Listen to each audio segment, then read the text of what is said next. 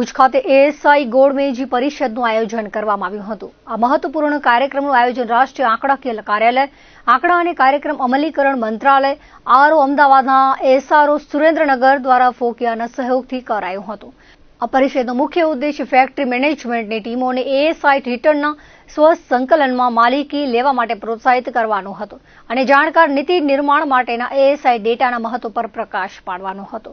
આ ઘટનાઓના મુખ્ય મુદ્દાઓ એએસઆઈ રિટર્નના સ્વસંકલન માટે ફેક્ટરી મેનેજમેન્ટને સશક્ત બનાવવું, એએસઆઈ ડેટાના મહત્વને સમજવું, ઉદ્યોગ, એકેડેમિયા અને સરકાર વચ્ચે સહયોગ, કચ્છ યુનિવર્સિટી ખાતે વૃક્ષારોપણ અભિયાન રહ્યા હતા। આ કોન્ફરન્સનું ઉદ્ઘાટન હોદ્દેદારોની હાજરીમાં કરવામાં આવ્યું હતું। આ કોન્ફરન્સમાં લગભગ 60 ઉદ્યોગ જૂથના પ્રતિનિધિઓ હાજર રહ્યા હતા। એએસઆઈ માટે આરટીસીની બાજુમાં ક્રાંતિગુરુ શ્યામજી કૃષ્ણ વર્મા ખાતે વૃક્ષારોપણ ડ્રાઈવ યોજાઈ હતી, જેમાં પર્યાવરણ અને સ્વચ્છ અને હરિયાળું બનાવવા અને સ્વસ્થ અને સ્થિતિસ્થાપક સમાજ બનાવવા માટે આબોહવા પરિવર્તનનો સામનો કરવા માટે કચ્છ યુનિવર્સિટીના રજિસ્ટ્રાર ડોક્ટર અનિલ ગોરની હાજરીમાં વૃક્ષારોપણ કર્યું હતું। આ પહેલથી પર્યાવરણીય ટકાઉપણું મહત્વ અને ગ્રીન પહેલમાં યોગદાન આપવામાં ઉદ્યોગની ભૂમિકા વિશે જાગૃતિ લાવવા મદદ મળી હતી। રોપાઓ વાવવામાં રોકાયેલા સહભાગીઓએ ઔદ્યોગિક અને પર્યાવરણીય પ્રગતિ બંને તરફની જવાબદારીની થીમને વધુ મજબૂત બનાવી હતી। આ કાર્યક્રમના આયોજનમાં મમતા વાસાણી, રોનક પ્રજાપતિ ફોકિયામાંથી અને શ્યામભાઈ વર્મા, પ્રવીણકુમાર મીના અને કુનાલી રબાડિયાએ આંકડા અને કાર્યક્રમ અમલીકરણ મંત્રાલયમાંથી मुख्य भूमिका भजवी હતી। एनुअल सर्वे ऑफ इंडस्ट्रीज हमारा एक रेगुलर प्रोग्राम है जिसका हम डेटा कलेक्ट करते हैं।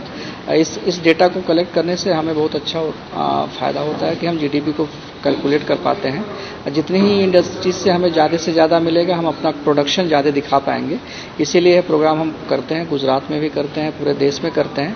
आज हम कच्छ की तरफ भी आए हैं। कच्छ हमारा एक एरिया है जिसके लिए बहुत ही इंडस्ट्री का हब होने के नाते हम इस प्रोग्राम को यहाँ पे कर रहे हैं और लगभग हम 50 इंडस्ट्री सेक्टर से आज यहाँ पे लोगों को इनवाइट किए हुए हैं और सभी लोग आए हुए हैं और इन सबसे इंटरेक्शन करके बहुत ही फ़ायदा लग रहा है। लोगों ने बताया कि इस इंटरेक्शन का उनको बहुत अच्छा फ़ायदा मिला है कि वो अपने आईएसआई रिटर्न फॉर्म को आसानी से भर पाएंगे और हम भविष्य में भी ऐसा प्रयोग करते रहेंगे। इस कार्यक्रम का मेन उद्देश्य है कि उनको सेल्फ कंपाइलेशन के बारे में बताना ताकि वो इंडस्ट्री का फॉर्म जो है एएसआई रिटर्न का फॉर्म खुद ही भर लें।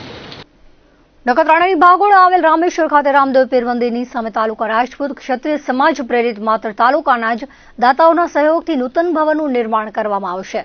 ₹5 કરોડના ખર્ચે બનનાર નૂતન સમાજ ભવનની અબડાસાના ધારાસભ્ય અને ક્ષત્રિય સમાજના પ્રમુખ પ્રદ્યુમનસિંહ જાડેજાના હસ્તે આધારશિલા મુકાઈ હતી। તેમણે કહ્યું હતું કે સંગઠિત સમાજ પ્રગતિનું પ્રતીક છે। સમાજના લોકોની લાંબા સમયથી માંગ હતી કે નખત્રાણામાં સમાજની અદ્યતન સમાજ ભવન આકાર પામે। તે માંગ તાલુકાના દાનવીર દાતાઓના સહયોગથી આજે પૂર્ણ થઈ છે। સામાન્ય ભવનમાં 24 જેટલા રૂમો બનશે અને સુવિધાસભર સમાજ ભવન ટૂંક સમયમાં નિર્માણ પામશે। સ્વાગત પ્રવચન કરતા તાલુકા રાજપૂત એજ્યુકેશનના ટ્રસ્ટી ડોક્ટર વિજયસિંહજી રાઠોડે તમામ દાતા અગ્રણીઓનો આભાર વ્યક્ત કર્યો હતો અને સમાજની એકતા પર ભાર મૂક્યો હતો। ડોક્ટર કાનજી સોઢાએ પણ સંગઠન ભાવના બિરદાવી હતી। સંતો મહંતોએ ઉપસ્થિત રહીને આશીર્વચન પાઠવ્યા હતા। સંસદ ગામમાં જે રાજપૂત ક્ષત્રિય સમાજની વસ્તી છે એ તમામ રાજપૂત ક્ષત્રિય તમામ એના દ્વારા એક નખત્રાણામાં સારી એવી સમાજવાડી બને એના માટે આ તમામ રાજપૂત ક્ષત્રિય સમાજના ભાઈઓ ગામો ગામથી બે ચાચા બધાએ આગેવાન આવ્યા અને અમારા જે આના માટે જે ટ્રસ્ટ છે એના માટે ટ્રસ્ટી 11 લાખના 16 અમારા ટ્રસ્ટી છે। એના સિવાય 24 રૂમ હતા, એ 24 રૂમ જે 5 લાખના હતા એ પણ થઈ ગયા છે।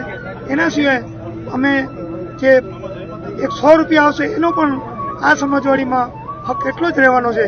તો તમામ રાજપૂત ક્ષત્રિય સમાજના આજે અગ્રણી મોટા ભાગના વડીલો આગેવાન બધા હાજર રહ્યા અને સારો એવો પ્રોગ્રામ બની ગયો અને બધા ગામોમાં અત્યારે લગ્ન છે, કોઈ ધાર્મિક છે, એના કારણે ઘણા બધા આવી નથી શક્યા પણ એ ગામોની મુલાકાત લીધેલી અને એમનો સંદેશો પણ આવી ગયો છે। સમાજ ભવન અમારે બહુ એટલું નહીં, જરૂર પૂરતું જ, બહુ વધારે બનાવીને એટલું જરૂર શું, તાલુકા લેવલનું અમારા ગામડા વસ્તી જાજી છે અને ગામડે બધા નાની મોટી વસ્તી છે પણ અહીંયા કને એક સમજો ને 24 રૂમ બનશે અને ખર્ચ ટોટલ એક હોલ મોટો બનશે એટલે ખર્ચો અમારો 5.5 કરોડ ને આજુબાજુ, પછી 6 થાય કે 5.5 થાય એને. પછી અમારી હોસ્ટેલ જે છે એનું પણ નવેસર બધું રિપેરિંગની થોડી જરૂર છે, એટલે સમાજનું 6 કરોડ આજુબાજુનું આ પ્લાનિંગ છે.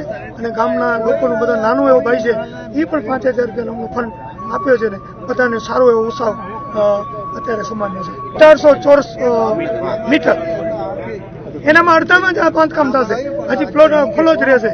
એટલે એનામાં પછી જે ખોલામાં આપણે શેડ કે જે કરવું હોય ખોલામાં બાંધકામ કરશું.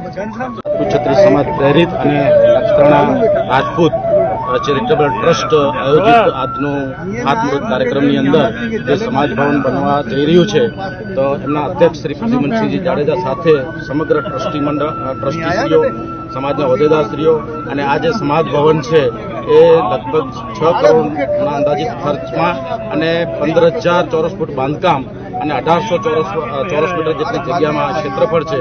અને નખત્રાણાની અંદર આ એક એવું સંકુલ ઊભું થશે કે જેમાં માત્ર ને માત્ર કોઈ લગ્ન પ્રસંગ માટે નહીં, પણ રચનાત્મક કાર્યો અને શિક્ષણ સિવાય સાંસ્કૃતિક કાર્યક્રમો હોય, કોમ્પિટિશન એક્ઝામ માટેના વર્ગો ચાલતા હોય, એટલે કે ભવિષ્યના બાળકો માટે, સમાજના વિદ્યાર્થીઓ માટે આની અંદર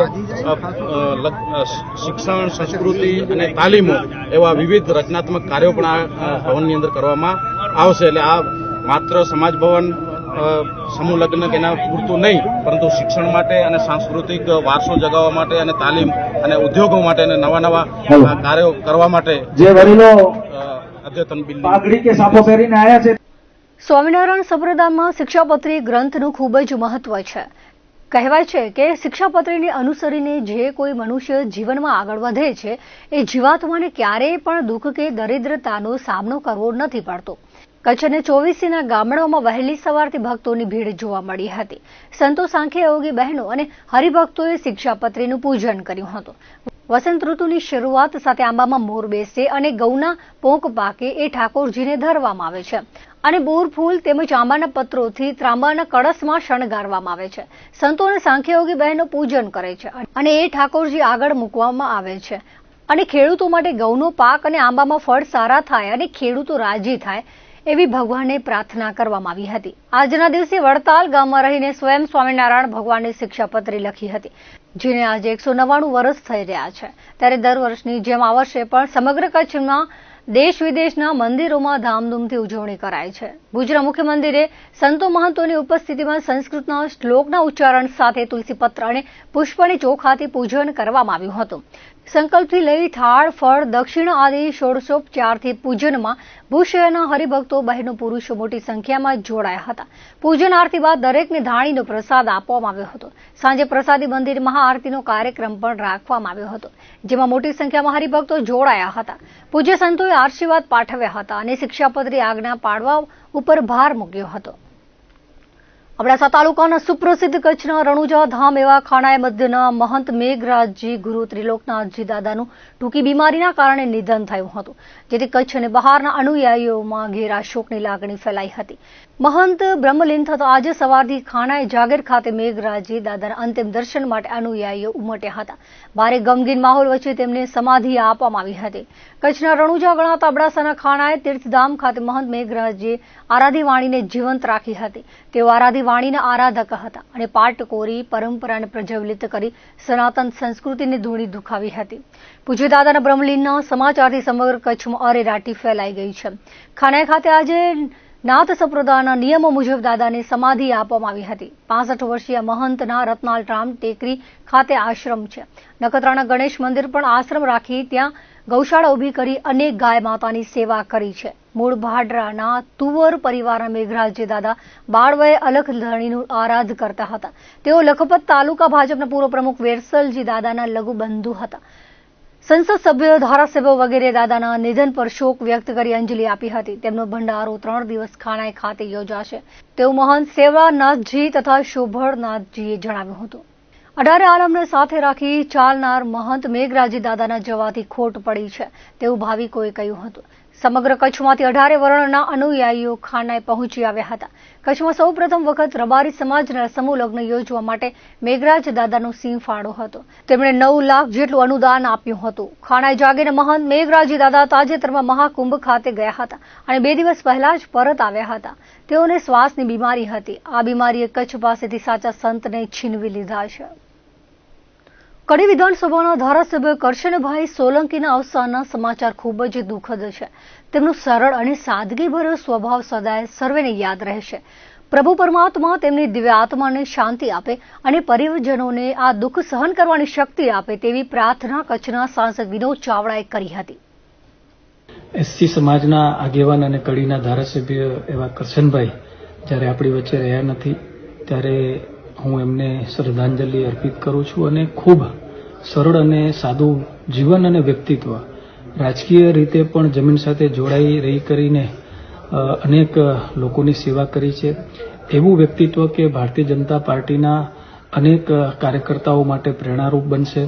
એવા કરશનભાઈ જ્યારે આપણી વચ્ચે રહ્યા નથી ત્યારે પ્રભુ એમની આત્માને શાંતિ આપે અને એમના પરિવાર ઉપર જે આ દુઃખ આવ્યું છે દુઃખ સહન કરવાની શક્તિ આપે. દર્શક મિત્રો, આ હતા ત્યાર સુધીના કચ્છ ઉદર ટીવી સમાચાર. ફરી મળીશું નવા સમાચારો સાથે, નવી અપડેટ સાથે. ત્યાં સુધી મને રજા આપશો. નમસ્કાર.